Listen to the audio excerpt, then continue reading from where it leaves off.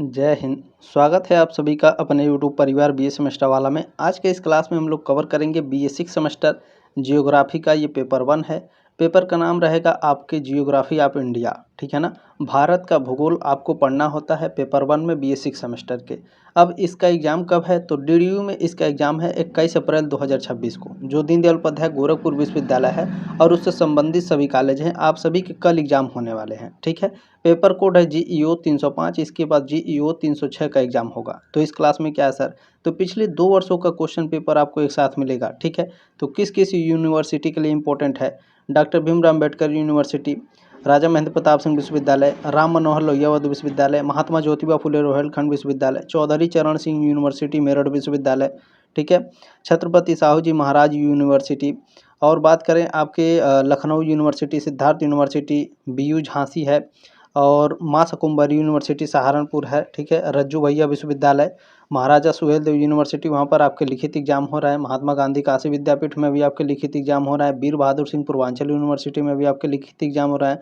जहाँ जहाँ देखें उत्तर प्रदेश में जितने भी विश्वविद्यालय हैं जहाँ आपके MCQ एग्जाम हो रहे हैं, सभी बच्चे इस क्लास को अटेंड करेंगे। जिनका लिखित है वो भी करेंगे, क्योंकि इसमें आपको मैं बहुत ही डिटेल तरीके से लेक्चर देने वाला हूँ, ठीक है ना।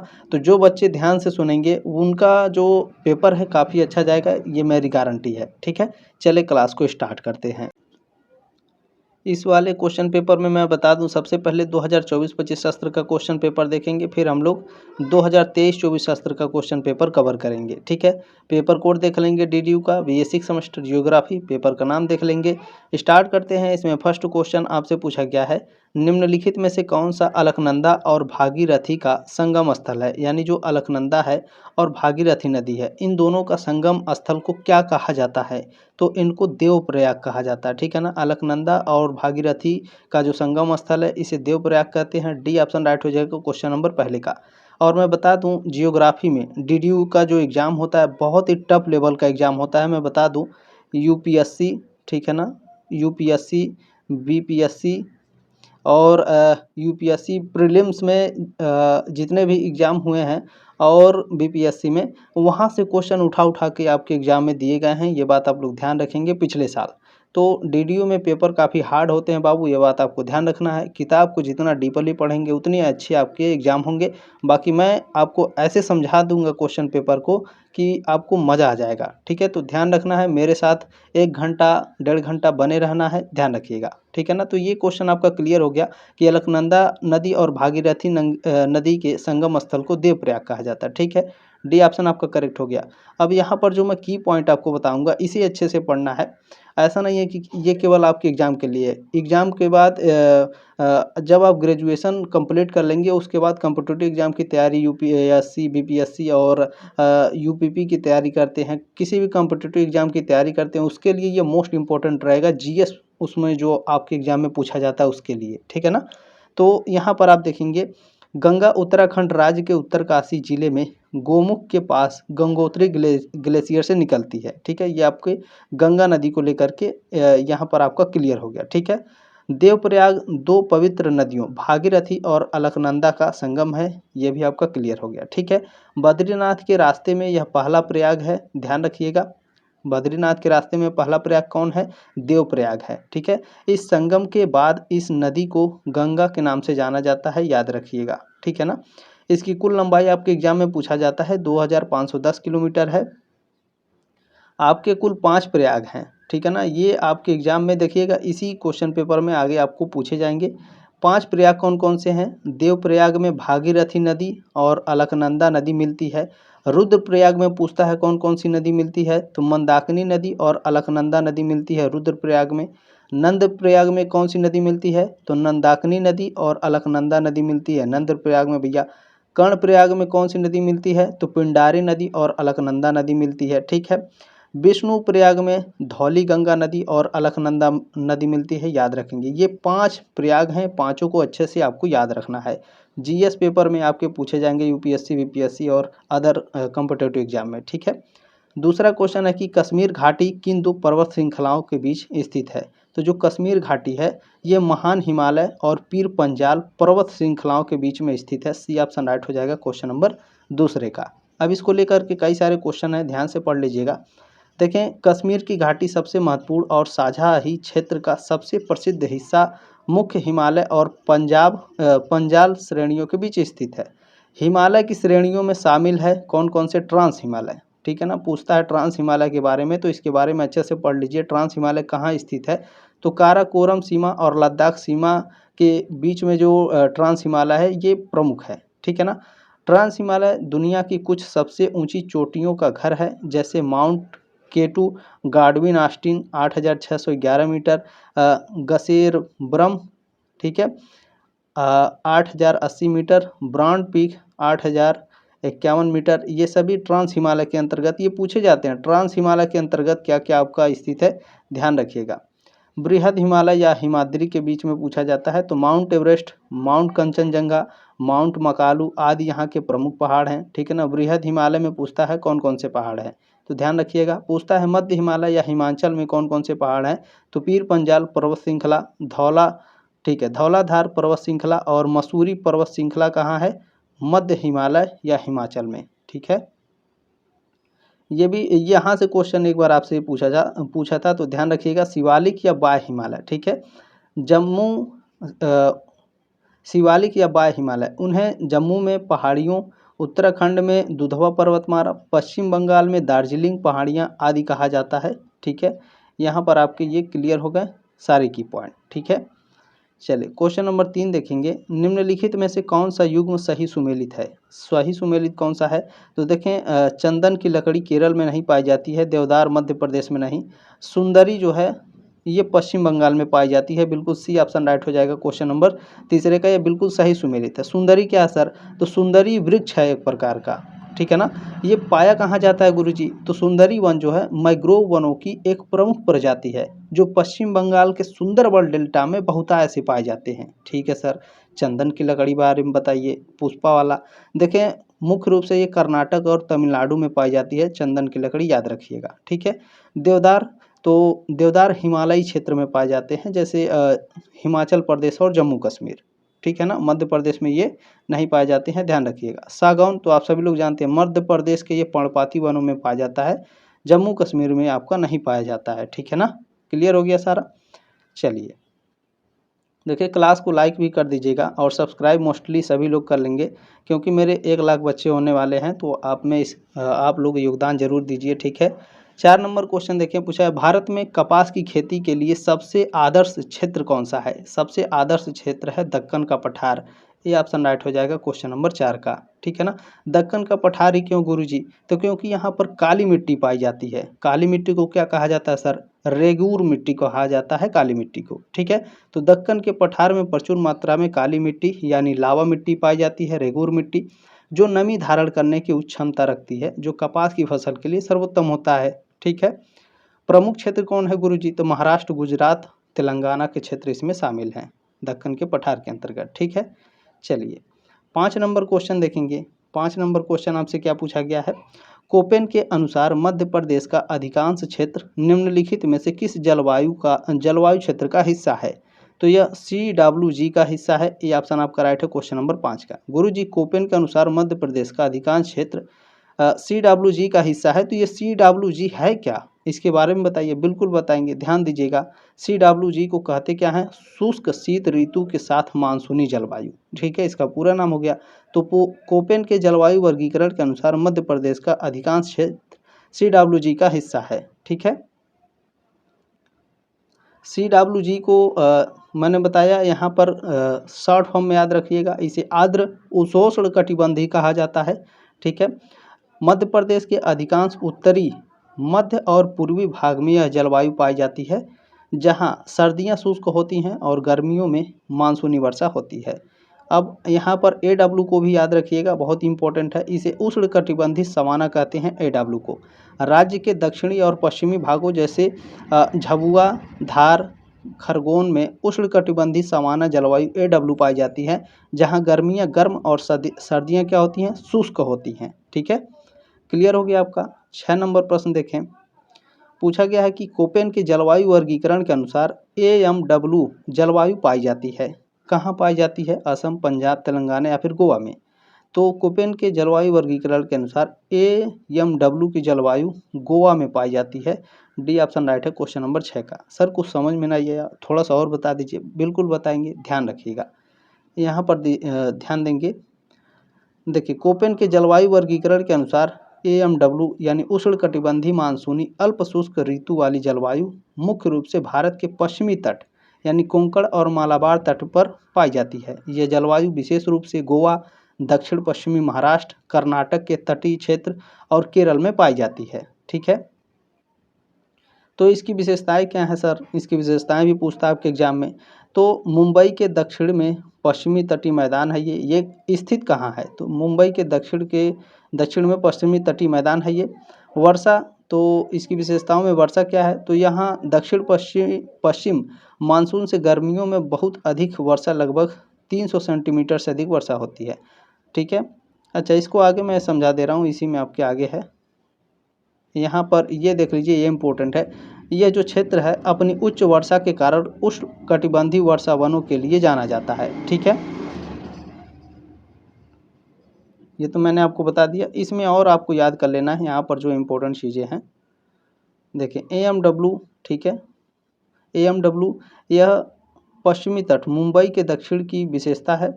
क्षेत्र इसमें गोवा, दक्षिण पश्चिम महाराष्ट्र, कर्नाटक और केरल तट हैं। अन्य क्षेत्र संदर्भ के लिए जैसे आप समझ सकते हैं, एज के बारे में पूछता है। एज ड्राई समर इसे कहते हैं। यह तमिलनाडु तट पर पाया जाता है। CWG अभी ऊपर आप पढ़ें, उत्तर पूर्वी भारत और गंगा के मैदानी भाग। ठीक है ना। इसमें AW भी मैंने ऊपर आपको पढ़ाया था, प्रायद्वीपी पठार। ठीक है ना, यहाँ से आपके संबंधित हैं। ये आपका क्लियर हो गया ना, क्वेश्चन नंबर 6। चलिए 7 नंबर प्रश्न देख लेंगे। 7 नंबर प्रश्न पूछा गया कि बंगाल की खाड़ी में उष्णकटिबंधीय चक्रवात सबसे अधिक बार आते हैं। कब आते हैं? मई जून में, मार्च अप्रैल में, अक्टूबर नवंबर या जनवरी फरवरी में? तो अक्टूबर नवंबर में आते हैं। सी ऑप्शन आपका राइट हो जाएगा क्वेश्चन नंबर 7 का। ठीक है, चलिए अगला क्वेश्चन है 8 नंबर। देखिए पूछा गया है, निम्नलिखित में से किस नदी का भारत में उद्गम नहीं है? किस नदी का भारत में उद्गम नहीं है? आप सभी को पता है, बताइए आप सभी लोग। ब्यास, चिनाब, रावी या सतलुज? तो इसमें जो सतलुज नदी है इसका भारत में उद्गम नहीं है। उद्गम माने भारत से निकलती नहीं है, निकलना। उद्गम यानी निकलना। तो सतलुज नदी क्या है? भारत में नहीं निकलती है। ठीक है ना। ब्यास, चिनाब, रावी ये भारत से ही निकलती हैं, सतलुज नहीं निकलती है। तो डी ऑप्शन राइट हो जाएगा क्वेश्चन नंबर 8 का। क्यों नहीं निकलती है सर? कहाँ से निकलती है ये? तो ध्यान दीजिएगा।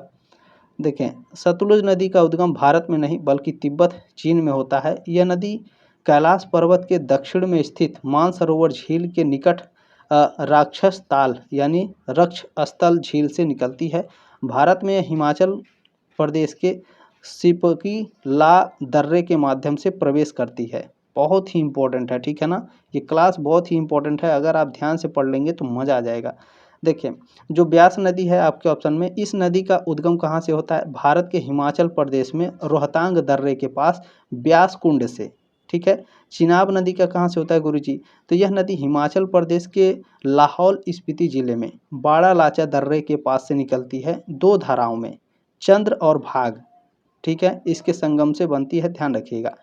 तो रावी नदी, इसके बारे में तो ध्यान रखिएगा। रावी नदी, इस नदी का उद्गम भी भारत के हिमाचल प्रदेश के कांगड़ा जिले में रोहतांग दर्रे के पास से होता है।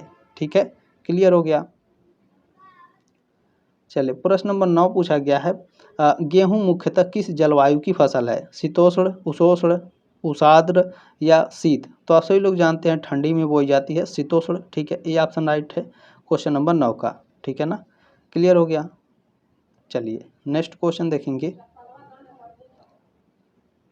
क्वेश्चन नंबर 10 आपसे पूछा गया है कि भारत का सबसे पुराना तेल क्षेत्र कहाँ है? हल्दिया, डिगबोई, बॉम्बे हाई या नवेली में? भारत का सबसे पुराना तेल क्षेत्र ये डिगबोई में स्थित है। बी ऑप्शन राइट है क्वेश्चन नंबर 10 का। गुरुजी डिगबोई कहाँ है? तो डिगबोई असम राज्य में है। ठीक है ना, कहाँ है? भारत का सबसे पुराना तेल क्षेत्र असम राज्य के डिगबोई में स्थित है। ठीक है, यह न केवल भारत बल्कि एशिया की सबसे पुरानी संचालित रिफाइनरी है, जिसे 1901 में शुरू किया गया था। डिगबोई को भारतीय हाइड्रोकार्बन क्षेत्र की गंगोत्री के रूप में भी जाना जाता है, जहां 1889 में तेल का पहला कुआं खोदा गया था। कब? 1889 में भारत में तेल का पहला कुआं कहाँ खोदा गया था? असम के डिगबोई क्षेत्र में। ठीक है ना। इसमें नेक्स्ट क्वेश्चन देखेंगे, 11 नंबर पूछा गया है, सूची फर्स्ट और सूची सेकंड का मिलान कीजिए और नीचे दिए गए कोड से सही उत्तर चुनिए। ये जो क्वेश्चन है, ये इस तरह के क्वेश्चन 4-5 लगभग 7-8-9 क्वेश्चन पूछे गए थे और ये UPSC, UPPSC, BPSC, prelims, mains मिला करके ये क्वेश्चन आपके एग्जाम में दिए गए हैं डीडीयू में BS6 सेमेस्टर जीएस पेपर में। ठीक है ना। तो बहुत ही ज़बरदस्त आपके ये क्वेश्चन पेपर सेट करे गए थे। अभी इस वर्ष देखिए किस तरीके से क्वेश्चन आते हैं। ठीक है। तो सूची 1 है, सूची सेकंड है, स्थल है और नदियों का संगम है। ठीक है। तो यहाँ आप देखेंगे इस क्वेश्चन को मैंने डिटेल में आपको पढ़ा दिया है क्वेश्चन फर्स्ट में ही। तो रुद्रप्रयाग जो है ये मंदाकिनी अलकनंदा नदी में मिलती है। रुद्रप्रयाग का संगम कहाँ है? मंदाकिनी और अलकनंदा नदी। ठीक है। तो ए का ऑप्शन नंबर इसमें दूसरा करेक्ट हो जाएगा। यहाँ पर बी ऑप्शन में दिया गया है नंदप्रयाग। तो नंदप्रयाग को मैंने आपको बताया था अलकनंदा और मंदाकिनी नदी। ठीक है ना। तो यहाँ पर बी का ऑप्शन नंबर यहाँ पर चौथा करेक्ट हो जाएगा और सी ऑप्शन दिया है। ठीक है। सी का दिया है कर्णप्रयाग। कर्णप्रयाग को भी मैंने आपको बताया था, अलकनंदा और पिंडार नदी मिलती है यहाँ पर। तो सी का आपका तीसरा यहाँ पे करेक्ट हो जाएगा। ठीक है। बचा आपका लास्ट वाला, तो लास्ट वाला आप ऐसे ही मिला लेंगे। देवप्रयाग आपका भागीरथी नदी और अलकनंदा नदी का संगम है देवप्रयाग में। ठीक है। तो यहाँ पर पहला हो जाएगा, यानी दूसरा, चौथा, तीसरा और पहला। ठीक है। तो यहाँ पर आप ध्यान देंगे दूसरा, चौथा, तीसरा और पहला ऑप्शन नंबर बी में दिया गया है। ठीक है ना। यहाँ पर आप मिला सकते हैं ऐसे। ठीक है। बी ऑप्शन आपका राइट हो जाएगा क्वेश्चन नंबर 11 का। क्वेश्चन नंबर 12 देखें, ये भी आपका पूछा गया था यूपीएससी, बीपीएससी या फिर यूपीपीएससी मेंस में ये क्वेश्चन आपके आए थे। तो यहाँ आपसे पूछा गया था कि भारत के संदर्भ में निम्नलिखित कथनों में से कौन सा सही है? तो भारत विश्व का छठा सबसे बड़ा देश है। क्या ये सही है? छठा नहीं, 7वां सबसे बड़ा देश है। तो यहाँ पर ये आपका गलत हो जाएगा। ठीक है। तो संसार का लगभग 2.4% क्षेत्र भारत के अंतर्गत आता है, ये आपका करेक्ट है। ठीक है। तीसरा है कि कर्क रेखा देश के बीच से गुजरती है जो अक्षांशीय विस्तार को 2 बराबर भागों में बांटती है, ये भी आपका करेक्ट हो जाएगा। ठीक है। चौथा है भारत पूरी तरह से उष्णकटिबंधीय क्षेत्र में स्थित है, आपका गलत है। केवल दूसरा और तीसरा आपका सही है। नीचे दिए गए कूट से सही उत्तर का चयन करें, केवल 2 ही सही है। चलिए देखते हैं भैया कहाँ पर दिया गया है। केवल 2 और 3 हमारे सही हैं, तो सी ऑप्शन आपका राइट हो जाएगा क्वेश्चन नंबर 12 का। ठीक है। क्वेश्चन नंबर 13 में आपसे पूछा गया है कि निम्नलिखित में से कौन सा कथन असत्य है, कौन सा कथन इनमें से गलत है? तो देखें हिमालय विश्व में सबसे नवीन वलित पर्वतों को प्रदर्शित करता है। क्या ये गलत है या फिर सही है? तो बिल्कुल सही है। ठीक है। भौमिकीय दृष्टि से प्रायद्वीपीय क्षेत्र भारत का सबसे प्राचीन भाग है, तो ये भी आपका सही है। पूछा है कौन सा गलत है, आगे पढ़ेंगे। देखिए भारत के पश्चिमी समुद्र तट का निर्माण नदियों की जमाव क्रिया द्वारा हुआ है, ये आपका गलत है। क्योंकि पश्चिमी तटीय मैदान का निर्माण मुख्य रूप से भू ऊर्ध्वपातन और निर्गमन के कारण हुआ है, न केवल नदियों के जमाव से। ठीक है ना। तो ये आपका असत्य कथन है, ध्यान रखिएगा। ये भी आपका सही है। भारत में गोंडवाना शिलाओं में कोयले का बृहत्तम भंडार है, ये आपका सही है। सी वाला ऑप्शन आपका इसमें करेक्ट इनकरेक्ट है। ठीक है ना, असत्य है। चलिए क्वेश्चन नंबर 14 देखें, पूछा गया है सूची फर्स्ट को सूची सेकंड से सुमेलित कीजिए तथा सूचियों के नीचे दिए गए कोड से सही उत्तर चुनिए। ठीक है भैया। सूची 1, सूची सेकंड। यहाँ दिया है भारत के जलप्रपात और यहाँ अवस्थिति, यानी ये जलप्रपात कहाँ स्थित है, इसके बारे में आपके एग्जाम में पूछ रहा है। ठीक है ना। तो यहाँ आपको ध्यान देना है। चले देखिए दूध सागर कहाँ स्थित है भैया? दूध सागर जलप्रपात कहाँ स्थित है? दूध सागर जलप्रपात आपका गोवा में स्थित है, एक आपका यहाँ पे चौथा हो जाएगा। ठीक है। बरकाना जलप्रपात कहाँ स्थित है? बरकाना जलप्रपात आपका बताइए, ये आपका कर्नाटका में स्थित है। ठीक है ना। यहाँ तो बी का आपका पहला हो जाएगा। खंधार, ठीक है ना, खंडाधार ये आपका कहाँ स्थित है? खंडाधार आपका ओडिशा में स्थित है। खंडाधार जलप्रपात ओडिशा में स्थित है, तो यहाँ पर सी का ऑप्शन नंबर यहाँ पे दूसरा आपका करेक्ट हो जाएगा। डी वाला बचा है हमारा पलानी, ये आपका हिमाचल प्रदेश में स्थित हो जाएगा। ठीक है। तो यहाँ पे तीसरा आपका करेक्ट हो जाएगा चौथा, पहला, दूसरा और तीसरा, ये आपका करेक्ट आंसर है। ठीक है ना। आगे बढ़ें, ध्यान रखेंगे चौथा, पहला, दूसरा और तीसरा। चौथा, पहला, दूसरा और तीसरा ऑप्शन नंबर बी में दिया गया है। ठीक है, बी ऑप्शन आपका राइट हो जाएगा क्वेश्चन नंबर 14 का। क्वेश्चन नंबर 15 इसमें पूछा गया है आपसे। देखें, क्वेश्चन नंबर 15 है, भारत के उत्तरी मैदान में जाड़े में कुछ वर्षा हो जाती है। तो ठीक है, कथन है कि भारत के उत्तरी मैदानों में जाड़े में कुछ वर्षा हो जाती है। कारण क्या है? जाड़े में उत्तर पूर्वी मानसून सक्रिय होता है। ठीक है, नीचे दिए गए कूट से सही उत्तर का हमें चयन करना है। तो कथन ए क्या कह रहा है? भारत के उत्तरी मैदान में जाड़े में कुछ वर्षा हो जाती है, तो ये बिल्कुल सही है। ठीक है ना। और कारण आर आपका गलत है, क्योंकि सर्दियों में होने वाली वर्षा यह वर्षा उत्तरी पूर्वी मानसून के कारण नहीं होती है, बल्कि भूमध्य सागर से आने वाली पश्चिमी विक्षोभ के कारण होती है। ठीक है ना। तो ये आपका कारण गलत है, बाकी कथन ए वाला आपका सही है। देखें, यहाँ पर सी ऑप्शन में दिया है, कथन ए हमारा सही है लेकिन कारण उसका गलत है। ठीक है ना। क्लियर हो गया आपका? 15 का सी ऑप्शन आपका राइट है, ध्यान रखिएगा। अगला क्वेश्चन देख लेंगे। देखिए, क्लास थोड़ा लंबा होगा लेकिन आपको मज़ा आएगा। ठीक है ना। यहाँ पर देख लेंगे कथन, मैंने आपको समझा दिया है, इसमें कोई दिक्कत की बात नहीं है। चले, सारी चीज़ें मैंने आपको समझा दी हैं। 16 नंबर क्वेश्चन देख लेंगे। कथन कह रहा है कि काली मिट्टी कपास की खेती के लिए उपयुक्त है। कारण है कि उसमें जैव तत्व प्रचुर मात्रा में होता है। तो यहाँ पर आप देखेंगे, जो काली मिट्टी कपास की खेती के लिए उपयुक्त है, आप सभी लोग जानते हैं, बिल्कुल ये करेक्ट है। लेकिन कारण क्या है? उसमें जैव तत्व प्रचुर मात्रा में होती है, ये आपका गलत है। ठीक है ना। तो यहाँ आपका कथन ए हमारा सही हो जाएगा और कथन आर हमारा गलत हो जाएगा। सी ऑप्शन में दिया है, 16 का सी ऑप्शन आपका राइट हो जाएगा। 17 नंबर क्वेश्चन आपसे पूछा गया था। नीचे दो कथन दिए गए हैं, जिनमें से एक को कथन ए तथा दूसरे को कारण आर कहा गया है। ठीक है, कथन क्या है? अहमदाबाद भारत में सूती वस्त्र उद्योग का सबसे बड़ा केंद्र है। ठीक है, कारण क्या है? अहमदाबाद भारत के प्रमुख कपास उत्पादन क्षेत्र में स्थित है, इसलिए इसे कच्चा माल की कोई समस्या नहीं है। नीचे दिए गए कूट से सही उत्तर का हमें चयन करना है। ठीक है ना। तो सही उत्तर का हमें चयन करना है। तो यहाँ आप देखेंगे, अहमदाबाद भारत में सूती वस्त्र उद्योग का सबसे बड़ा केंद्र है, आपका कथन गलत है। लेकिन जो कारण है कथन वाला, वो आपका बिल्कुल करेक्ट है। ठीक है ना। तो कथन हमारा क्या है? ए गलत है, लेकिन कारण जो है आर, वो बिल्कुल हमारा सही है। तो डी ऑप्शन आपका राइट हो जाएगा क्वेश्चन नंबर 17 का। क्वेश्चन नंबर 18 आपसे पूछा गया था कि सूची 1 को सूची सेकंड से सुमेलित कीजिए तथा सूचियों के नीचे दिए गए कूट से सही उत्तर चुनिए। यहाँ कोयला क्षेत्र दिया है, यहाँ अवस्थिति दिया है। तालचीर कोयला क्षेत्र कहाँ स्थित है भैया? तालचीर कोयला क्षेत्र महानदी घाटी में स्थित है। ठीक है ना। ए का ऑप्शन नंबर चौथा हो जाएगा। महानदी घाटी कहाँ स्थित है गुरुजी? तो ओडिशा में स्थित है। ठीक है। अब बी में आपका दिया गया है क्या? कर्णपुर। तो कर्णपुर दामोदर घाटी में स्थित है। दामोदर घाटी कहाँ है सर? तो झारखंड में स्थित है बाबू। सी वाला देख लेंगे, सिंगरौली। सिंगरौली आपका सोन घाटी में है। सोन घाटी तो यहाँ आपका दूसरा हो जाएगा। ठीक है। सोन घाटी कहाँ है गुरुदेव? तो ये आपका मध्य प्रदेश उत्तर प्रदेश के बीच में स्थित है। ठीक है ना। यहाँ डी वाला देख लेंगे, सिंगरौली, सिंगरेनी है। ठीक है ना।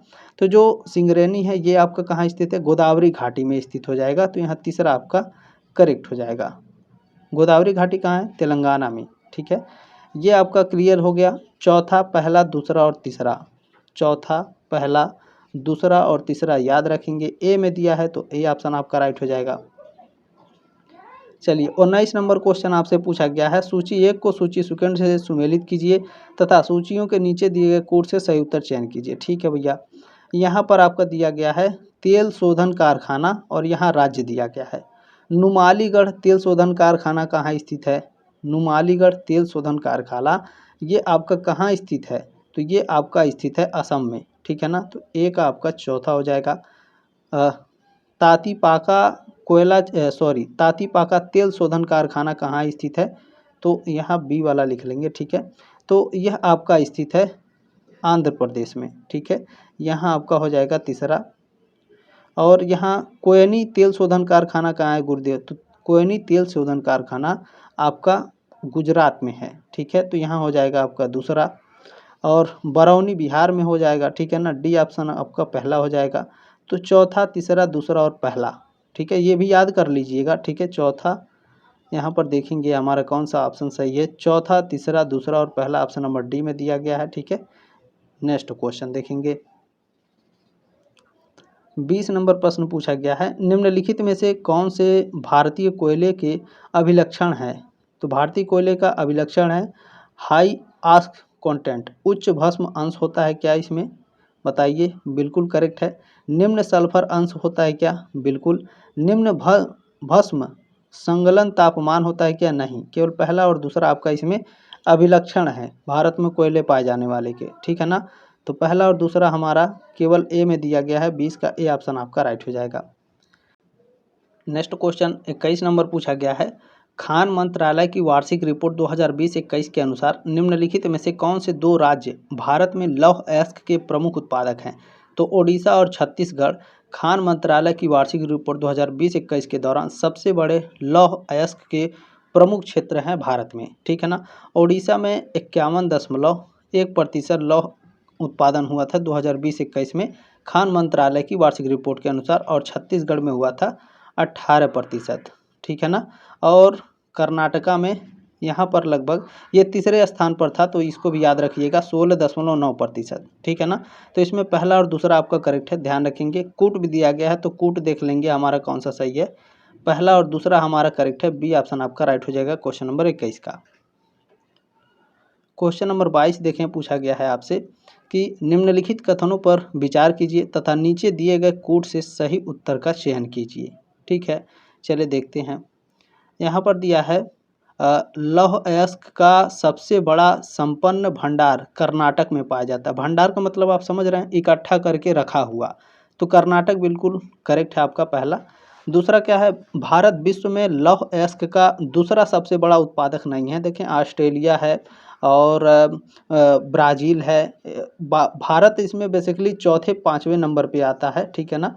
तो ध्यान रखेंगे दूसरा नहीं है, तो दूसरा आपका इनकरेक्ट है। भारत में ओडिशा लौह अयस्क का सबसे बड़ा उत्पादक है, अभी ऊपर आपने पढ़ा, तो ये बिल्कुल करेक्ट है। पहला और तीसरा आपका करेक्ट है, इसमें ध्यान रखिएगा, ठीक है। पहला और तीसरा आपका करेक्ट है, तो सी में दिया गया है, तो सी वाला हमारा करेक्ट हो जाएगा 22 नंबर प्रश्न का। क्वेश्चन नंबर 23 देख लेंगे, पूछा गया है, तमिलनाडु भारत में कारखाना निर्मित सूत का प्रमुख उत्पादक है, इसका क्या कारण हो सकता है? ठीक है, तो इस राज्य में कपास की काली मिट्टी किस्म की मिट्टी की प्रधानता है? नहीं। तमिलनाडु में देखें काली मिट्टी की प्रचुर मात्रा में नहीं है, ये आपका गलत है, ठीक है ना। कुशल श्रमिक प्रचुर मात्रा में उपलब्ध है, तो ये आपका बिल्कुल करेक्ट है 100%। दूसरा ऑप्शन आपका इसमें राइट है, पहला आपका गलत हो जाएगा, ठीक है ना। तो बी ऑप्शन में देख लेंगे, केवल दूसरा हमारा सही है, तो बी ऑप्शन आपका राइट हो जाएगा। ये क्वेश्चन नंबर 23 है। चलिए 24 नंबर प्रश्न है, भारत में चावल के कटोरे क्षेत्र का नाम बताएं। यानी भारत का चावल का कटोरा किस क्षेत्र को कहा जाता है? तो कृष्णा गोदावरी डेल्टा मैदान को चावल के कटोरे कहे जाते हैं, ठीक है। बी ऑप्शन राइट है क्वेश्चन नंबर 24 का, ठीक है। क्लियर हो गया? चलें, इसमें क्लियर हो गया ना ये वाला क्वेश्चन, ठीक है। आगे बढ़ेंगे, चलें। क्वेश्चन नंबर 24 हो गया। क्वेश्चन नंबर 25 देख लेंगे, पूछा गया है। 25 नंबर क्वेश्चन है कि भारत की जनगणना के अनुसार निम्नलिखित में से कौन सी एक विशेषता नगर की परिभाषा का अंग नहीं है? नगर की परिभाषा का अंग नहीं है, कौन सा देखेंगे? तो जनसंख्या का घनत्व 400 व्यक्ति प्रति वर्ग किलोमीटर है, तो यह एक विशेषता है, ठीक है ना, ये आपका करेक्ट हो जाएगा। पूछा है नगर परिभाषा का अंग नहीं है, तो ये वाला बिल्कुल करेक्ट है। नगर पालिका निगम का होना, ये भी आपका करेक्ट है। इसमें दिया है कि 75% से अधिक जनसंख्या का प्राथमिक आर्थिक क्रियाकलाप में संलग्न होना, ये आपका गलत हो जाएगा। सी ऑप्शन हमारा राइट हो जाएगा, ठीक है ना, ध्यान रखेंगे। बाकी ये भी आपका सही है, जनसंख्या का आकार 5000 व्यक्ति से अधिक होना। चलिए 26 नंबर क्वेश्चन है, निम्नलिखित में से कौन सा क्षेत्र आकारी समांगी क्षेत्र है? पहले आपके दिमाग में ये क्वेश्चन आएगा, सर जी आकारी या फिर समांगी क्षेत्र किसे कहते हैं? तो आकारी यानी फॉर्मल रीजन इसे बोला जाता है। समांगी क्षेत्र वह होता है जहां भौतिक जैसे जलवायु, स्थलाकृति, वनस्पति या फिर संस्कृति जैसे भाषा और धर्म विशेषताएं पूरे क्षेत्र में लगभग समान होती है। ठीक है, तो आकारी समांगी क्षेत्र यहाँ पर कौन सा हो जाएगा, तो असम घाटी, डी ऑप्शन राइट हो जाएगा क्वेश्चन नंबर 26 का। ठीक है ना।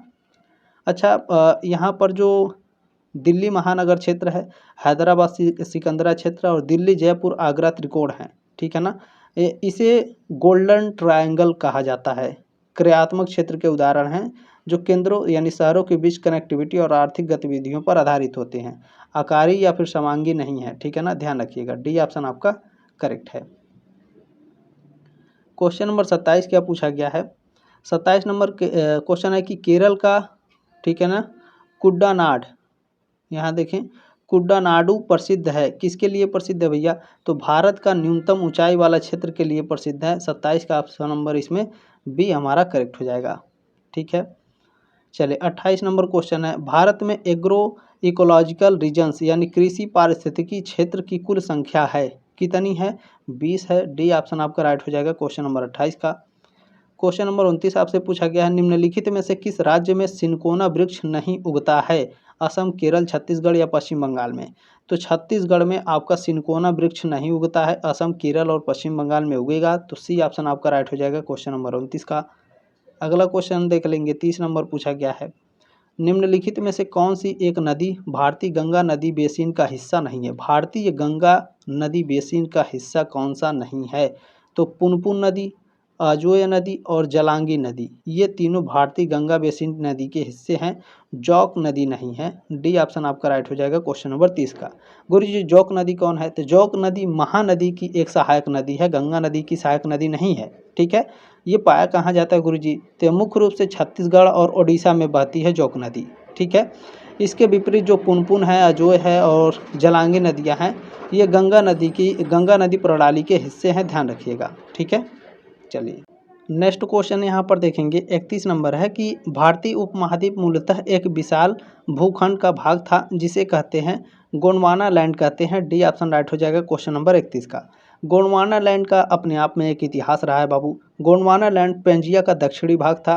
इसमें वर्तमान दक्षिण अमेरिका, अफ्रीका, अंटार्कटिका, ऑस्ट्रेलिया और भारतीय उपमहाद्वीप शामिल थे। ठीक है ना, ये मध्य जुरासिक का लगभग 160 मिलियन वर्ष पहले ये भूभाग अलग होकर उत्तर की ओर बहने लगा था, याद रखिएगा। ठीक है, नेक्स्ट क्वेश्चन इसमें देखेंगे, क्वेश्चन नंबर 32, 32 नंबर क्वेश्चन आपसे पूछा गया है, बांग्लादेश में प्रवेशोपरांत गंगा कहलाती है, यानी बांग्लादेश में जब गंगा नदी प्रवेश करती है तो इसे क्या कहते हैं, पद्मा नदी कहते हैं। ए ऑप्शन राइट है क्वेश्चन नंबर 32 का। ठीक है, चलिए अगला क्वेश्चन देखेंगे, क्वेश्चन नंबर 33 नंबर है, भारत में इस्पात उत्पादन उद्योग को निम्नलिखित में से किसके आयात की आवश्यकता होती है।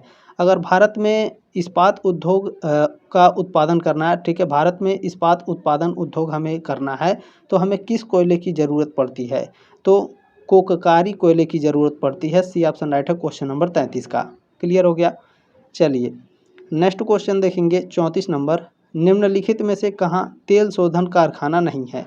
तो देखें नूनमाटी, हटिया, कोयली या फिर बरौनी। तो यहाँ पर देखें जो हटिया है ना, यहाँ पर आपका तेल शोधन कारखाना नहीं है। बी ऑप्शन राइट है क्वेश्चन नंबर 34 का। ठीक है ना, बाकी नूनमाटी, कोयली और बरौनी में है, तो बी ऑप्शन आपका राइट हो जाएगा। क्वेश्चन नंबर 35 देखें, पूछा गया है, भारत में निम्नलिखित में से किस पर्यावरण में विकिरण ग्रामीण बस्तियों की अपेक्षा नहीं की जा सकती है।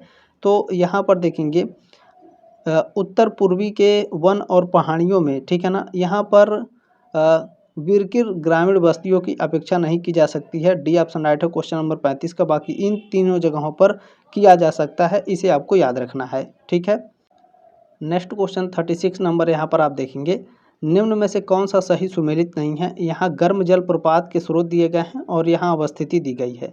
ठीक है, तो यहाँ पर आपको ध्यान रखना है, जो मणिकर्ण गर्म जल स्रोत है ये हिमाचल प्रदेश में पाया जाता है, बिल्कुल करेक्ट है। ज्वालामुखी जो गर्म जल स्रोत है क्या जम्मू कश्मीर में पाई जाती है, ये आपका क्या है, गलत है, गलत सुमेलित है। ठीक है, अनहोनी ये मध्य प्रदेश में, तप्त पानी ये ओडिशा में, ये आपके तीनों सही हैं। बी वाला ऑप्शन क्या है, ये आपका सही से सुमेलित नहीं है। ठीक है ना, बी ऑप्शन आपका राइट हो जाएगा क्वेश्चन नंबर 36 का। क्वेश्चन नंबर 37 है कि भारत में सर्वाधिक ज्वारी शक्ति उत्पादक तटीय क्षेत्र निम्नलिखित में से कौन सा है। क्या पूछा है, सर्वाधिक ज्वारी शक्ति उत्पादक तटीय क्षेत्र। तो ये आपका कौन सा है, खंबात तट जो है सबसे ज़्यादा ज्वारी शक्ति उत्पादक तटीय क्षेत्र है।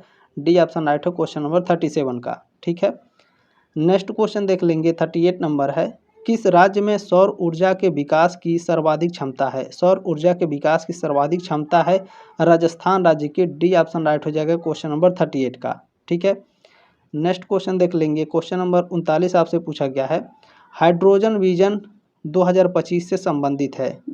तो 2025 से क्या संबंधित है, पेट्रोलियम उत्पादन के भंडारण से संबंधित है हाइड्रोजन विजन 2025। ए ऑप्शन आपका राइट हो जाएगा क्वेश्चन नंबर 39 का।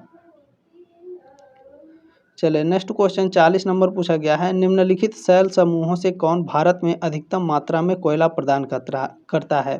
तो यहाँ पर जो धारवाड़ समूह है, ठीक है ना, ये भारत में अधिकतम कोयला प्रदान करता है। ए ऑप्शन आपका राइट है क्वेश्चन नंबर 40 का। धारवाड़ चट्टानें ये भारत के सबसे प्राचीन कायांतरित शैल समूह हैं। ठीक है ना, यहाँ पर लोहा, मैग्नीज, तांबा, सोना, क्रोमाइट, जस्ता आदि अन्य प्रमुख धातुएं भी यहाँ मिलती हैं, ध्यान रखिएगा। ये है कहाँ, तो मुख्य रूप से कर्नाटका, धारवाड़ क्षेत्र, ठीक है, झारखंड, उड़ीसा और राजस्थान में ये पाई जाती हैं। और यहाँ पर जो आपका टर्शियरी समूह है, ये कोयला और पेट्रोलियम के लिए प्रसिद्ध है। जो आपका विंध्य समूह है, ये चूना पत्थर और निर्माण सामग्री के लिए यानी बिल्डिंग मटेरियल के लिए प्रसिद्ध है। जो गोंडवाना समूह है, आपने ऊपर पढ़ा, भारत का 98% से अधिक कोयला निष्पक्ष इसी समूह से आता है, गोंडवाना समूह से। ठीक है, चलिए अगला क्वेश्चन है 41 नंबर देख लेंगे। पूछा गया है कि नदियों की लंबाई के अवरोही क्रम में गोदावरी, महानदी, नर्मदा, तापी का सही अनुक्रम कौन सा है। तो इसमें सबसे पहले अवरोही क्रम में देखेंगे तो गोदावरी सबसे पहले आएगी, फिर नर्मदा, फिर महानदी, उसके बाद ताप्ती। ठीक है, बी ऑप्शन राइट है क्वेश्चन नंबर 41 का। ये नदियों के लंबाई के हिसाब से है, ध्यान रखिएगा। यहाँ पर आप लोग इसके लंबाई भी देख लीजिएगा किताब में या फिर इंटरनेट के माध्यम से। नेक्स्ट क्वेश्चन है, भारत में मानसून की उत्पत्ति निम्नलिखित पवनों में किसके द्वारा होती है। तो दक्षिण पश्चिम पवन के द्वारा भारत में मानसून की उत्पत्ति होती है। बी ऑप्शन आपका राइट है क्वेश्चन नंबर 42 का। अगला प्रश्न देख लेंगे, भारत में निम्नलिखित में से किस प्रकार का वन सर्वाधिक वृहद क्षेत्र में पाया जाता है। तो उष्णकटिबंधीय आर्द्र पर्णपाती वन में पाया जाता है। सी ऑप्शन आपका राइट हो जाएगा। अगला क्वेश्चन देख लेंगे भाई, देखेंगे क्वेश्चन नंबर 44 पूछा गया है कि एम.एस. रंधावा ने भारत को कितने कृषि प्रदेशों में विभक्त किया है। 5।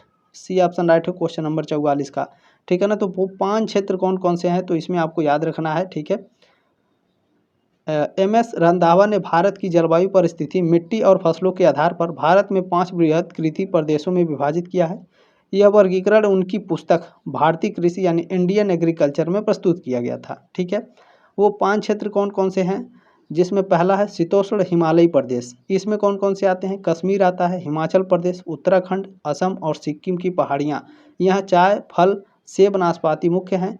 दूसरा है उत्तरी शुष्क प्रदेश, यहाँ पंजाब, हरियाणा, दिल्ली, उत्तर प्रदेश, राजस्थान और मध्य प्रदेश का कुछ भाग है। यहाँ गेहूँ और कपास का प्रमुख क्षेत्र है। ठीक है, तीसरा है पूर्वी तट प्रदेश। ठीक है ना, पूर्वोत्तर प्रदेश होगा या फिर, ठीक है, पूर्वी उत्तर प्रदेश या पूर्वोत्तर प्रदेश है, ये ध्यान रखिएगा। बिल्कुल, यहाँ असम है तो ये पूर्वोत्तर प्रदेश है। असम, पश्चिम बंगाल, बिहार, झारखंड, उड़ीसा और पूर्वी तटीय क्षेत्र है, बिल्कुल पूर्वोत्तर प्रदेश में। यहाँ मुख्य फसल धान या फिर चावल है। ठीक है, यानी धान चावल एक ही है, धान से ही चावल निकलता है। चौथा है पश्चिमी तटीय ठीक है, पश्चिमी तटीय प्रदेश। इसमें मुंबई से कन्याकुमारी तक तटीय क्षेत्र, यहाँ नारियल, सुपारी और मसालों की खेती होती है। ठीक है, पांचवा है इनका दक्षिणी प्रदेश, यहाँ दक्कन का पठार जैसे महाराष्ट्र, कर्नाटक, आंध्र प्रदेश, तमिलनाडु, तेलंगाना, यहाँ ज्वार, बाजरा, कपास और तिलहन की खेती होती है। ये 5 प्रकार में इन्होंने बांटा था, लेकिन इसको याद रखिएगा, नोट कर लीजिएगा इसे। रंधावा ने 5 प्रमुख बताए हैं, लेकिन योजना आयोग ने इसे बाद में 15 कृषि जलवायु क्षेत्रों में वर्गीकृत कर दिया था। ठीक है ना, चलिए क्वेश्चन नंबर 15 है, निम्नलिखित कथनों पर विचार कीजिए। ठीक है, ध्यान देंगे यहाँ पर। तो दक्षिणी भारत से उत्तरी भारत की ओर मानसून की अवधि घटती है। ठीक है, और दूसरा है उत्तरी भारत के मैदानों में वार्षिक वृष्टि की मात्रा पूर्वी से पश्चिम की ओर घटती है। ठीक है, तो यहाँ पर आप देखेंगे कह रहा है कौन सा कथन आपकी सही हैं, तो दोनों कथन आपके सही हो जाएंगे, ठीक है ना। 45 का दोनों कथन आपका सही हो जाएगा, ठीक है ना। दक्षिणी भारत से उत्तरी भारत की ओर मानसून की अवधि घटती है और उत्तरी भारत के मैदान में वार्षिक वृष्टि की मात्रा पूर्वी से पश्चिम की ओर घटती है। दोनों आपके राइट हो जाएंगे, ठीक है। 45 का ऑप्शन नंबर सी करेक्ट है आपका। चलिए क्वेश्चन नंबर 46 है कि निम्नलिखित में से कौन सा शैल समूह भारत में धात्विक खनिज का प्रमुख स्रोत है। धात्विक खनिज का प्रमुख स्रोत है धारवाड़ समूह, ठीक है ना। डी ऑप्शन राइट हो जाएगा क्वेश्चन नंबर 46 का। ऊपर भी मैंने आपको ये सारी चीज़ें अच्छे से कवर कराई हैं, ठीक है ना। चलिए क्वेश्चन नंबर 47 आपसे पूछा गया है, भारत की निम्नलिखित में से कौन सी पर्वत श्रेणी केवल एक ही राज्य में फैली है। तो यहाँ पर आप देखेंगे जो आपका अजंता है, ठीक है ना, ये क्या है, ये पर्वत श्रेणी केवल एक ही राज्य में फैली है। सी ऑप्शन राइट है क्वेश्चन नंबर 47 का। अब अरावली, सतपुड़ा, सह्याद्री ये एक ही राज्य में जब फैली है तो इसमें से कुछ इंपॉर्टेंट चीज़ें हैं आपको याद कर लेनी है। जैसे अजंता पर्वत श्रेणी भारत में केवल महाराष्ट्र राज्य के औरंगाबाद जिले में स्थित है। यह श्रृंखला दक्कन के पठार का हिस्सा है और अन्य विकल्पों की तुलना में केवल एक राज्य में सीमित है, ठीक है। इसमें याद रखिएगा अरावली राजस्थान, हरियाणा, गुजरात और दिल्ली तक फैली है। पूछता है ना कि अरावली पर्वत कहाँ तक फैली, इसको लेकर के अभी कुछ दिन पहले इसको लेकर के केस भी चल रहे थे। अरावली पर्वत को लेकर के तोड़ा जा रहा है, ठीक है ना। तो ये कहाँ फैली है, राजस्थान, हरियाणा, गुजरात और दिल्ली तक। सतपुड़ा पहाड़ कहाँ तक फैला है, तो गुजरात, महाराष्ट्र, मध्य प्रदेश और छत्तीसगढ़ राज्यों में। सह्याद्री यानी पश्चिमी घाट तो गुजरात, महाराष्ट्र, गोवा, कर्नाटक, केरल और तमिलनाडु में। सहल ये आपका क्लियर हो गया, ठीक है। चलिए क्वेश्चन नंबर 48 आपसे पूछा गया है। देखिए 48 नंबर प्रश्न है कि एक ऐसे क्षेत्र में जहां वार्षिक वर्षा 200 सेंटीमीटर से अधिक होती है और ढलाव पहाड़ी स्थल है, किसकी खेती अभिष्ट होगी। तो यहाँ पर चाय की खेती होगी। सी ऑप्शन राइट हो जाएगा क्वेश्चन नंबर 48 का। इसमें नेक्स्ट क्वेश्चन देखेंगे, पूछा गया है निम्नलिखित में से कौन सा कथन सही नहीं है, ठीक है। भारत के सार्वजनिक क्षेत्र का प्रथम एकीकृत इस्पात संयंत्र राउरकेला इस्पात संयंत्र सोवियत संघ के सहयोग से स्थापित हुआ था। ये आपका गलत है, क्योंकि देखें जो राउरकेला इस्पात संयंत्र है ये जर्मनी की सहायता से बना था, ठीक है ना।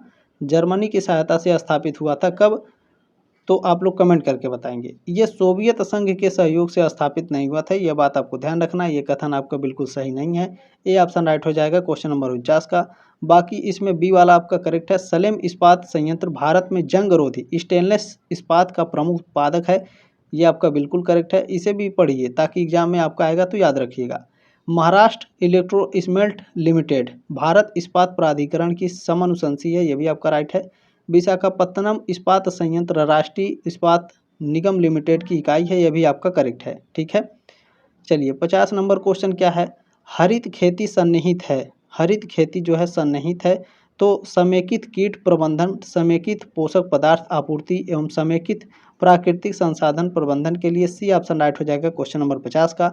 अब हम लोग 2024 का क्वेश्चन पेपर कवर करेंगे। यहाँ से आप लोग 2023-24 सत्र का क्वेश्चन पेपर देखेंगे, ठीक है। चलें इस वाले क्वेश्चन पेपर में पहला क्वेश्चन हम लोग देखेंगे। पहले क्वेश्चन को लेकर बहुत सारे डाउट थे बच्चों के, तो मैं क्लियर कर देना चाहता हूँ। देखें हिमालय की पूर्व पश्चिम लंबाई है, जब भी पूर्व पश्चिम लंबाई पूछेगा तो 2500 किलोमीटर होगा।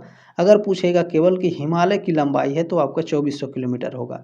क्योंकि DSSB का एग्जाम हुआ था, उसमें आपका क्वेश्चन पूछा गया था कि विशाल हिमालय श्रेणी की अनुमानित लंबाई क्या है, जिसे पूरब से पश्चिम तक केंद्रीय अक्षी के रूप में जाना जाता है। तो आपका 2500 किलोमीटर था, ठीक है। सी ऑप्शन राइट है क्वेश्चन नंबर पहले का। केवल हिमालय की लंबाई पूछेगा तो 2400 किलोमीटर, ठीक है, क्लियर हो गया। दूसरा नंबर क्वेश्चन है कि केदारनाथ एवं बद्रीनाथ स्थित है, तो ये कुमायूं हिमालय में केदारनाथ और बद्रीनाथ स्थित है। बी ऑप्शन राइट है क्वेश्चन नंबर दूसरे का। तो कुमायूं हिमालय है कहाँ, तो उत्तराखंड के गढ़वाल हिमालय क्षेत्र में स्थित है, ठीक है, जो सतलुज और काली नदियों के बीच में स्थित है। ये भी आपको याद रखना है, क्लियर हो गया। चलिए तीसरा नंबर क्वेश्चन बहुत ही इंपॉर्टेंट है, याद रखिएगा, ठीक है ना। चिल्का झील को लेकर के देखें, चिल्का झील स्थित है, चिल्का झील कोरोमंडल तट पर स्थित है। सी ऑप्शन राइट हो जाएगा क्वेश्चन नंबर तीसरे का। चिल्का झील किस राज्य में स्थित है, तो ओडिशा राज्य में स्थित भारत की सबसे बड़ी तटीय खारे पानी की लैगून झील है, ठीक है ना। आगे बढ़ेंगे, नेक्स्ट क्वेश्चन देखेंगे। 4 नंबर क्वेश्चन है कि स्लेट किस क्रम की चट्टान है? आर्कियन चट्टान है, कुडुपा चट्टान है, आर्यन या फिर द्रविडियन? तो जो स्लेट है, ठीक है ना, ये आपका कुडुपा क्रम की चट्टान है। बी ऑप्शन राइट है क्वेश्चन नंबर 4 का। गुरुजी कुडुपा क्या होता है? तो कुडप्पा प्रणाली चट्टान पुराण समूह में सेल जैसे बलुआ पत्थर, चूना पत्थर, क्वार्टाज और स्लेट जैसी चट्टानें प्रमुख मात्रा में पाई जाती हैं। ध्यान रखिएगा, ठीक है ना। कुडुपा आपका करेक्ट आंसर हो जाएगा। क्वेश्चन नंबर 5 क्या है? भारत की सबसे बड़ी नदी कौन सी है? ब्रह्मपुत्र, गोदावरी, गंगा, यमुना? गंगा नदी भारत की सबसे बड़ी नदी है। सी ऑप्शन राइट है क्वेश्चन नंबर 5 का। ठीक है, क्लियर हो गया। नेक्स्ट क्वेश्चन देखेंगे, 6 नंबर आपसे पूछा गया है, महाबलेश्वर किस नदी का उद्गम स्थल है? ठीक है ना, तो जो महाबलेश्वर है यह आपका कृष्णा नदी का उद्गम स्थल है। बी ऑप्शन आपका राइट हो जाएगा क्वेश्चन नंबर 6 का। 7 नंबर प्रश्न पूछा गया है, शिव समुद्रम प्रपात किस नदी पर स्थित है? तो यह आपका कावेरी नदी पर शिव समुद्रम प्रपात स्थित है।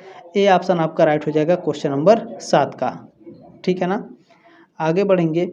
8 नंबर प्रश्न पूछा गया है, भारतीय जलवायु है भूमध्य सागरीय जलवायु है, उष्ण मानसूनी है, उष्ण मरुस्थलीय या सागरीय? तो आप कहेंगे बिल्कुल भारतीय जो जलवायु है ये उष्ण मानसूनी जलवायु है। बी ऑप्शन राइट हो जाएगा क्वेश्चन नंबर 8 का। ठीक है, ठीक है ना, भारत में सबसे अधिक मानसूनी। अच्छा चलें नेक्स्ट क्वेश्चन देखेंगे। क्वेश्चन नंबर 9 पूछा गया है कि निम्न में से कौन सा स्थान सबसे कम वर्षा प्राप्त करता है? बीकानेर, लेह, जोधपुर या जैसलमेर? तो इसमें जो लेह लद्दाख का स्थान है ये सबसे कम वर्षा प्राप्त करता है। बी ऑप्शन राइट है क्वेश्चन नंबर 9 का। क्वेश्चन नंबर 10 क्या पूछा गया है? लौटते हुए मानसून से सबसे अधिक वर्षा प्राप्त करने वाला राज्य है? कौन सा राज्य है? तमिलनाडु है। लौटते हुए मानसून में सबसे ज़्यादा बारिश कहाँ होती है? तमिलनाडु में। डी ऑप्शन राइट है क्वेश्चन नंबर 10 का। चलिए अगला क्वेश्चन है 11 नंबर, किस घाटी में काली मृदा पाई जाती है? तो यहाँ पर ध्यान रखेंगे नर्मदा नदी घाटी में सबसे अधिक, ठीक है ना, किस घाटी में काली मृदा मिलती है? नर्मदा नदी घाटी में। ए ऑप्शन राइट है क्वेश्चन नंबर 11 का। इसमें गोदावरी और तापी घाटियों में भी काली मृदा यानी मिट्टी पाई जाती है, लेकिन नर्मदा नदी घाटी से कम मात्रा में। ठीक है, तो इसमें ए ऑप्शन आपका करेक्ट है, याद रखिएगा क्वेश्चन नंबर 11 का। क्वेश्चन नंबर 12 आपसे क्या पूछा गया है? चलिए 12 नंबर प्रश्न है, मरुस्थलीय वृक्षारोपण तथा अनुसंधान कहाँ है? तो यह आपका स्थित है जोधपुर में। डी ऑप्शन आपका राइट हो जाएगा ना। Where is the desert plantation and research centre? ये कहाँ स्थित है आपका? जोधपुर में। ठीक है ना, मरुस्थलीय वृक्षारोपण तथा अनुसंधान संस्थान जोधपुर में स्थित है। और इसकी स्थापना कब हुई थी? इसकी स्थापना भारत सरकार द्वारा 1952 में करी गई थी। ठीक है ना, क्लियर हो गया। आगे बढ़ेंगे, नेक्स्ट क्वेश्चन देखिए। क्वेश्चन नंबर 13 है कि किस राज्य में जलोढ़ मृदा अल्प है? तो इसमें जो मध्य प्रदेश है, ठीक है, इसमें जलोढ़ मिट्टी जो है क्या है? अल्प मात्रा में है। डी ऑप्शन राइट हो जाएगा क्वेश्चन नंबर 13 का। ठीक है, चलिए क्वेश्चन नंबर 14 है, उष्णकटिबंधीय सदाबहार वन कहाँ पाया जाता है? उष्णकटिबंधीय सदाबहार वन असम, उड़ीसा, पश्चिम बंगाल, यहाँ सभी में पाए जाते हैं। डी ऑप्शन आपका राइट है। अगला क्वेश्चन है 15 नंबर, भारत में सबसे अधिक वन है मानसूनी वन, टुंड्रा वन, सदाबहार वन या ज्वारी वन? तो मानसूनी वन सबसे ज़्यादा है भारत में। ए ऑप्शन राइट है क्वेश्चन नंबर 15 का। मानसूनी वन को उष्णकटिबंधीय पर्णपाती वन भी कहा जाता है, याद रखिएगा। ठीक है, चलिए 16 नंबर क्वेश्चन पूछा गया है, अभ्रक सबसे अधिक कहाँ उत्पादित किया जाता है? यानी भारत के किस राज्य में अभ्रक का उत्पादन सबसे अधिक होता है? आंध्र प्रदेश में अभ्रक का उत्पादन सबसे अधिक होता है। बी ऑप्शन राइट है क्वेश्चन नंबर 16 का। क्वेश्चन नंबर 17 आपसे पूछा गया है, वैलाडिला किस खनिज के लिए प्रसिद्ध है? वैलाडिला, ठीक है, तो यह आपका लौह अयस्क के लिए प्रसिद्ध है वैलाडिला। ठीक है, सी ऑप्शन आपका राइट हो जाएगा। तो ये आपका क्लियर हो गया। छत्तीसगढ़ के दंतेवाड़ा जिले में वैलाडिला खदानें अपनी उच्च श्रेणी के हेमेटाइट लौह अयस्क के लिए जानी जाती हैं। पूछता है वैलाडिला में किस प्रकार का लौह अयस्क पाया जाता है? तो हेमेटाइट लौह अयस्क के लिए जाना जाता है। ठीक है, याद रखिएगा, मोस्ट इंपॉर्टेंट है। चलिए नेक्स्ट क्वेश्चन देख लेंगे। क्वेश्चन नंबर 18 आपसे पूछा गया है, नमक प्राप्ति के स्रोत कौन से हैं? समुद्री जल से नमक की प्राप्ति होती है, किसके द्वारा? वाष्पीकरण के द्वारा, ठीक है ना। ये ऑप्शन आपका राइट हो जाएगा क्वेश्चन नंबर 18 के। चलिए 19 नंबर प्रश्न है, भारत में कोयला किस नदी घाटी में पाया जाता है? गंगा नदी घाटी, यमुना, गोदावरी, कृष्णा। भारत में कोयला नदी घाटी किस घाटी में पाया जाता है भैया? गोदावरी नदी घाटी में पाया जाता है, ठीक है। सी ऑप्शन आपका राइट हो जाएगा क्वेश्चन नंबर 19 का। नेक्स्ट क्वेश्चन देख लेंगे। क्वेश्चन नंबर 20 पूछा गया है, मथुरा तेल शोधनशाला किस राज्य में स्थित है? उत्तर प्रदेश में मथुरा तेल शोधनशाला स्थित है। ये ऑप्शन राइट हो जाएगा क्वेश्चन नंबर 20 का, ठीक है। अच्छा, इसकी स्थापना कब हुई थी पूछता है, तो 1982 में मथुरा तेल शोधनशाला की स्थापना करी गई थी, ठीक है ना। चलिए क्वेश्चन नंबर 21 देखें, पूछा गया है, नाहरकटिया पेट्रोलियम क्षेत्र किस राज्य में स्थित है? तो यह आपका असम राज्य में स्थित है, नाहरकटिया पेट्रोलियम क्षेत्र। बी ऑप्शन राइट है क्वेश्चन नंबर 21 का। अगला क्वेश्चन है 22 नंबर, पूछा गया कि भारत में प्रथम कोयला खान कहाँ खोली गई? भारत में प्रथम कोयला खान, ठीक है ना, तो यह खोली गई थी रानीगंज में। ये ऑप्शन राइट है क्वेश्चन नंबर 22 का, ठीक है ना। रानीगंज यानी पश्चिम बंगाल, दामोदर नदी घाटी तट पर स्थित है। इसका समय क्या था, कब भारत में प्रथम कोयला खान खोली गई? तो किस सन में खोली गई थी पूछेगा, तो 1774 में ईस्ट इंडिया कंपनी के समय यहाँ पहली बार कोयले का खनन शुरू हुआ था। इसके संस्थापक कौन थे? खनन सुमेनेर और हिटली द्वारा इसको शुरू किया गया था, ठीक है। चलिए अगला क्वेश्चन है 23 नंबर, गोंडवाना कोयला क्षेत्र कहाँ स्थित है? मोस्ट इंपॉर्टेंट क्वेश्चन हो जाएगा ये। तो मध्य प्रदेश एवं छत्तीसगढ़ में गोंडवाना कोयला क्षेत्र आपका स्थित हो जाएगा। डी ऑप्शन राइट है क्वेश्चन नंबर 23 का, ठीक है। चलिए अगला क्वेश्चन देखिएगा, 24 नंबर प्रश्न पूछा गया है, मोस्ट इंपॉर्टेंट क्वेश्चन है, टाटा जल विद्युत परियोजना कहाँ स्थित है? ठीक है ना, टाटा जल विद्युत परियोजना, Tata hydel project is situated, ठीक है ना, ये कहाँ स्थित है? लोनावाला में। ये ऑप्शन राइट हो जाएगा क्वेश्चन नंबर 24 का, ठीक है ना। टाटा जल विद्युत परियोजना महाराष्ट्र के पुणे जिले में लोनावाला के पास स्थित है। इसे खोपोली जल विद्युत संयंत्र के नाम से भी जाना जाता है, ठीक है। इसकी स्थापना कब हुई थी पूछेगा, तो 1915 में। नेक्स्ट क्वेश्चन देख लेंगे। इसमें पायकारा जल विद्युत परियोजना कहाँ है? तो ध्यान रखिएगा, तमिलनाडु के नीलगिरी पहाड़ियों में स्थित एक महत्वपूर्ण जल परियोजना है। इसमें जो मेट्टूर है, मेट्टूर भी तमिलनाडु में कावेरी नदी पर स्थित है, ठीक है। और इसमें जो पल्लीवासल है, ये केरल की पहली जल विद्युत परियोजना है जो मुन्नार के पास स्थित है, याद रखिएगा। अगला क्वेश्चन है 25 नंबर, पूछा गया है कि रिहंद परियोजना किस नदी पर स्थित है? रिहंद परियोजना रिहंद नदी पर स्थित है। सी ऑप्शन आपका राइट है क्वेश्चन नंबर 25 का। अगला क्वेश्चन है 26 नंबर, गैर परंपरागत ऊर्जा स्रोत है, नॉन ट्रेडिशनल एनर्जी कौन है? सौर ऊर्जा हो जाएगा गैर परंपरागत। सी ऑप्शन राइट है क्वेश्चन नंबर 26 का। क्वेश्चन नंबर 27 है कि आणविक शक्ति आधारित है, आणविक शक्ति किस पर आधारित होती है? आणविक खनिज पर आधारित होती है आणविक शक्ति, ठीक है ना। आणविक ऊर्जा के उत्पादन के लिए आणविक खनिज जैसे यूरेनियम और थोरियम का उपयोग किया जाता है, याद रखेंगे। अगला क्वेश्चन क्या है 28 नंबर, ग्रेफाइट पाया जाता है बलुआ पत्थर में, ग्रेनाइट, नीस या चूना पत्थर में? तो आपको याद रखना है, जो ग्रेफाइट है मुख्य रूप से नीस में पाया जाएगा। सी ऑप्शन राइट है क्वेश्चन नंबर 28 का। पूछता है ग्रेफाइट किस प्रकार की चट्टान है? तो ग्रेफाइट मुख्य रूप से कायांतरित और आग्नेय चट्टानों में पाया जाता है, ठीक है। यह उच्च तापमान और दबाव में कार्बन में कायांतरित से बनता है। इसकी मुख्य चट्टानें कौन सी हैं ग्रेफाइट की? तो ये अक्सर शिस्ट, नीस और संगमरमर जैसी कायांतरित चट्टानों में पाया जाता है, याद रखिएगा, ठीक है। चलिए प्रश्न नंबर 29 है, शिव समुद्रम, ठीक है, शिव समुद्रम जल विद्युत परियोजना किस राज्य में स्थित है? तो यह कर्नाटक में स्थित है। शिव समुद्रम जल विद्युत परियोजना की स्थापना कब करी गई थी? 1902 में। अगला क्वेश्चन है 30 नंबर, तिलैया बांध किस नदी पर बनाया गया है?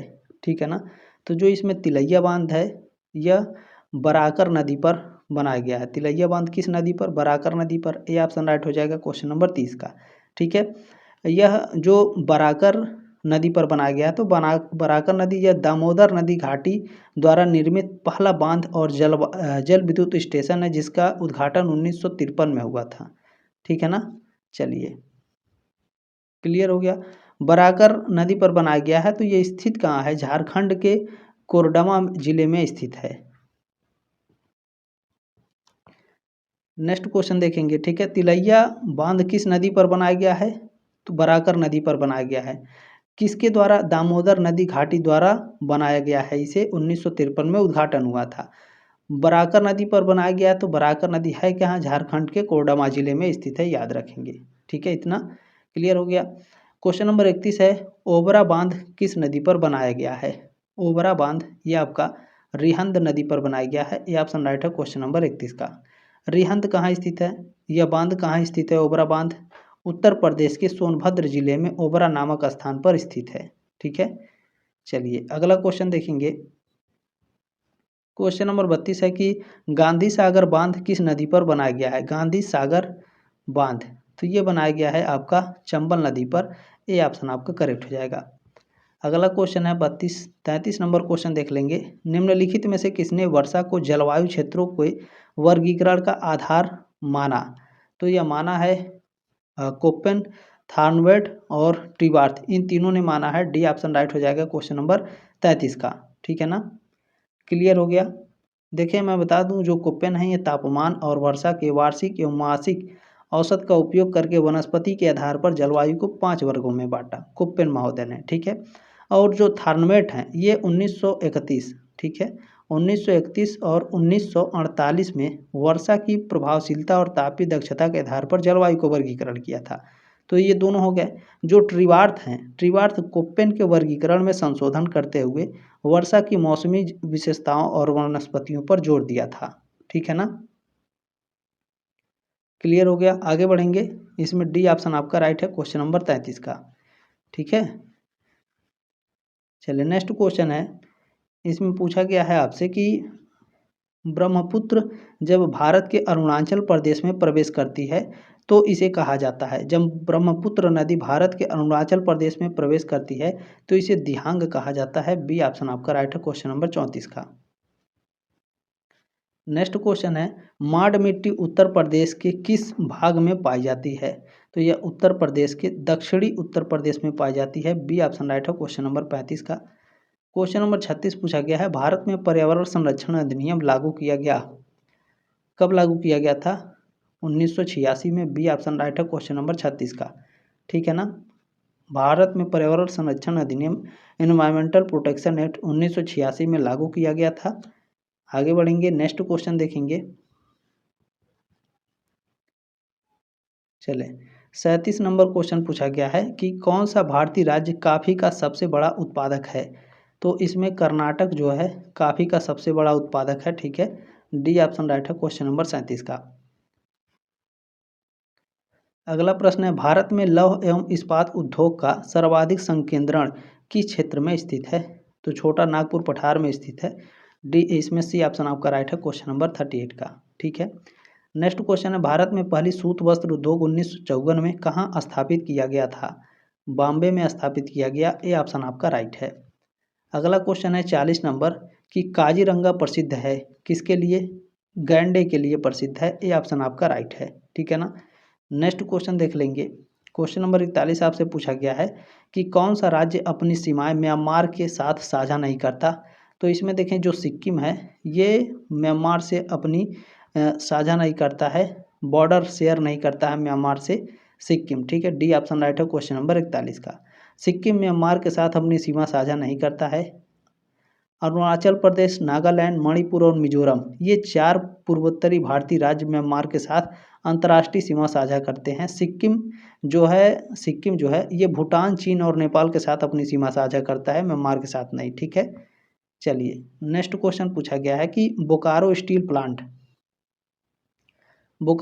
प्लांट किस देश के सहयोग से स्थापित किया गया?